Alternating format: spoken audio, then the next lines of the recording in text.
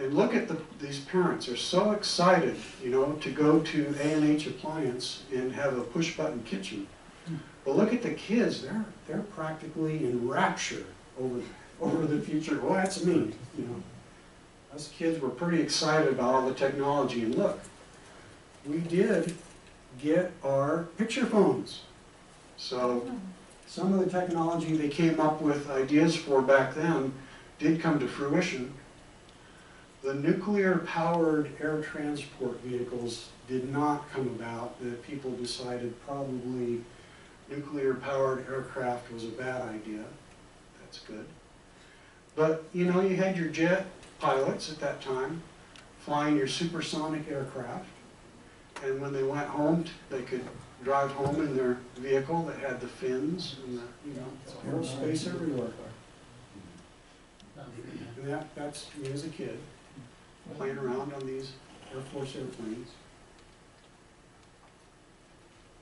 Even if you went to get a refrigerator at the grocery store, you know, they had to advertise it with spacesuits because it was the age of technology.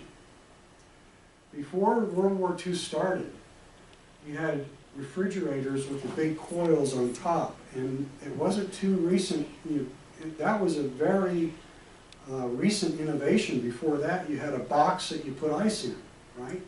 And now, at the end of the war, we're building technologies like this for everybody to go use. So I was a pilot from 77 to 82. I did not have a glass cockpit. If I went out to fly, I didn't necessarily know where I was by dialing up a GPS, because none of that stuff existed at that time. We made our way across the Pacific with the sextant, like the ships did. So first GPS satellite launched in 78. It wasn't until 1985, after we had 11 of them up there, that we could demonstrate that GPS was really going to work like we thought it would. By the way, one of the other jobs I've had in my life was ICBM Minuteman engineer. And when we go test the Minuteman, we use GPS to determine the trajectory of that missile.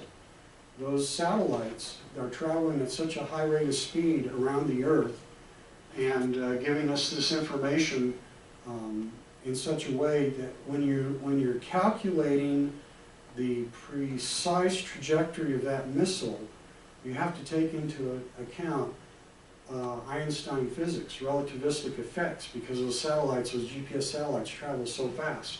So it was in 1985, after we launched the 11th one, that we demonstrated we could navigate by GPS.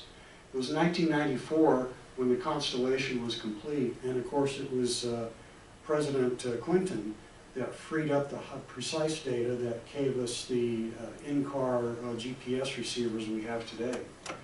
First space shuttle flight was 1981, which is the time period when I flew. In fact, one of my missions with the SR-71 was to go out and refuel the SR-71 so that he could mimic the reentry track of the space shuttle so that NASA could check their radars. Because the SR-71 was the only thing that could fly anywhere close to how fast the space shuttle reentry speed would be.